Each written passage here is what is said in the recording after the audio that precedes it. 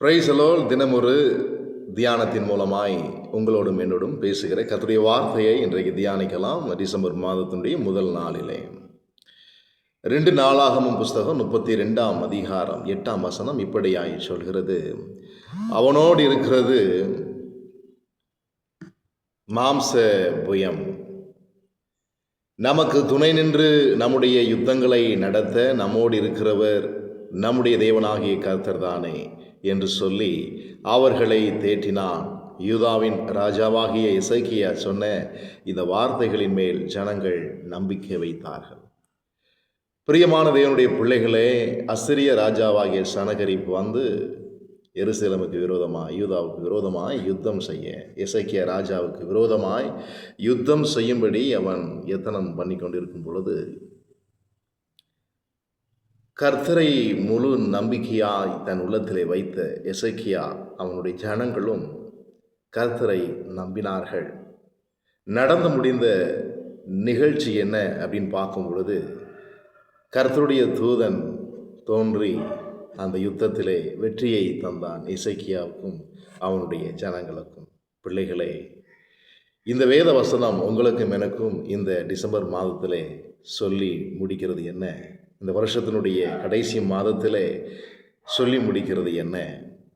இந்த வார்த்தைகளின் மேல் ஜனங்கள் நம்பிக்கை வைத்தார்கள். இந்த வார்த்தை கர்த்தரை நம்புகிற, கர்த்தரை விசுவாசிக்கிற, கர்த்தரை ஏற்றுக்கொள்ளுகிற கிறிஸ்து இயேசுவின் மேல் உள்ள உங்கள் விசுவாசத்திலே நீங்கள் நிலைத்திருக்கும்படி, ரட்சிக்கப்பட்ட ரட்சிப்பிலே, விசுவாசத்திலே, நம்பிக்கையிலே, உங்கள் திருச்சபைகளிலே, உங்களை நம்பி கொடுத்த பொறுப்புகளிலே, உங்கள் வேலைகளிலே நீங்கள் நிலைத்திருக்கும்படி, ஸ்திரப்படும்படி நிலையான ஒரு வாழ்வை இந்த பூமியிலே கர்த்தருடைய பிள்ளைகளுக்கு விசேஷமாக அவர் வைத்திருக்கிறார். ஆம் பிரியமானவர்களே, விசுவாசம் என்பது மிகப்பெரிய ஒரு வரம். நம்பிக்கை என்பதும் அதே போல்தான். நம்பிக்கையும் விசுவாசமும் உங்களுக்குள்ளாக நிலைத்திருக்கும் பொழுது, ஜனவரி மாதத்திலே நீங்கள் எடுத்த தீர்மானங்கள் அதே நம்பிக்கையோடு கூட இந்த டிசம்பர் மாதத்தினுடைய முடிவிலே நிலைத்திருக்கும்படி, அல்பாவும் ஒமேகாவுமாய் இருக்கிறவர், தொடக்கமும் முடிவுமாய் இருக்கிறவர், ஆதியும் அந்தமுமாய் இருக்கிறவர், உங்களுக்கு யுத்தங்களை செய்பவர், உங்களுக்கு இரட்சிப்பை காண்பிப்பவர். பிள்ளைகளே, இரட்சிப்பை நீங்கள் விருதாவாக்காதபடி, பெற்றுக்கொண்ட கிருபையை நீங்கள் விருதாவாக்காதபடிக்கு நீங்களும் நானும் ஜாக்கிரதையுள்ளவர்களாக இருக்கணும். இந்த அதிகாரத்தினுடைய முடிவுகளிலே நாம் வாசிக்கிறோம், எசேக்கியா ஆசீர்வாதத்தை சுதந்திரித்து கொண்டான். ஆனாலும் சில மேட்டிமைகளினாலே கர்த்தர் சில சோதனைகளை அவனுக்கு அனுமதிக்கிறார். அவனுடைய வாழ்க்கையிலே சில தண்டனை கொடுக்க விரும்பினாலும் அவனுடைய பிள்ளைகளுடைய வாழ்க்கையிலே அதை செய்ய விரும்புகிறார். பிள்ளைகளே, எசேக்கியா ராஜாவுடைய மேன்மையும் தாழ்மையும் என்று சொல்லக்கூடிய பாடங்களை நாம் கற்றுக்கொள்கிறோம். வேதத்தை படிக்கிற வாசிக்கிற பிள்ளைகள் இதுக்கு இந்த நிகழ்ச்சிகளை நீங்கள் நன்றாய் அறிய முடியும். எந்த சூழ்நிலையிலும் நீங்கள் மேன்மை கொள்ளாதபடி, உங்கள் இருதயம் மேட்டிமை அடையாதபடி, கர்த்தர் உங்களை உயர்த்துகிற இடங்களில் ஆனாலும் சரி, உங்களை சோதனைக்குள்ளாக நடத்தும் சூழ்நிலைகள் ஆனாலும் சரி, யோபுவை போல ஒரு தாழ்மை நமக்கு அவசியம் தேவை. வாழ்ந்திருக்கவும் தெரியும், தாழ்ந்திருக்கவும் தெரியும்.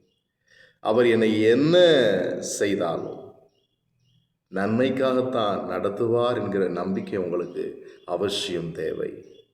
மரண இருளின் பள்ளத்தாக்கிலே நீங்களும் நானும் நடந்தால், கடந்து போன 11 மாதங்கள் நீங்கள் அநேக இடங்களிலே கர்த்தரை இணை செய்திருக்கலாம், மறுதலித்திருக்கலாம், அவரை நீங்கள் அற்பமாய் நினைத்திருக்கலாம். உங்களுடைய விசுவாசம் சோதிக்கப்படும் பொழுது, நம்பிக்கை சோதிக்கப்படும் பொழுது தளர்ந்து போயிருந்திருக்கலாம்.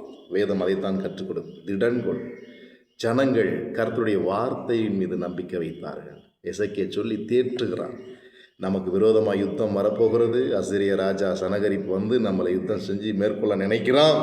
சத்துருவும் போராட்டும் பிரச்சனைகளும், இந்த உலகத்தினுடைய பொருளாதார தேவைகளும், வாழக்கூடிய வழிவாசல் வாய்ப்புகள் இல்லாத சூழ்நிலையிலும் கூட இன்றைக்கு உங்களுக்கு சரீர சுகத்தையும் பலத்தையும் கர்த்தர் கொடுத்து பாதுகாத்து, போக்கையும் வரத்தையும் பாதுகாத்து, அவர் உங்களுக்கு நல்ல மேய்ப்பராயிருந்து உங்களை தேற்றி ஆற்றி உங்களை தூக்கி சுமக்கிற இயேசுவை நீங்கள் என்ன செஞ்சிடக்கூடாது, நம்பாமல் போயிடக்கூடாது, விசுவாசிக்காமல் போயிடக்கூடாது. கர்த்தர் உங்களோடு கூட என்ன செய்கிறார்? இன்றைக்கும் என்றைக்கும் எப்பொழுதும் இருக்கிறார். அதனால தான் மோசைக்கிட்ட ரொம்ப தெளிவாக சொல்லி அனுப்புகிறாரு, இருக்கிறவர் இருக்கிறேன் என்று சொல். என்னுடைய நாமம் என்ன என்று கேட்டால், இருப்பவர், இருந்து கொண்டிருப்பவர், இருக்கிறேன் என்று சொல். அவர் இருக்கிறவராகவே இருக்கிறார். அவர் நேற்றும் இன்றும் என்றும் மாறாத தெய்வம். இயேசு உங்களை நேசிக்கிறார். ஆமென். Thank you.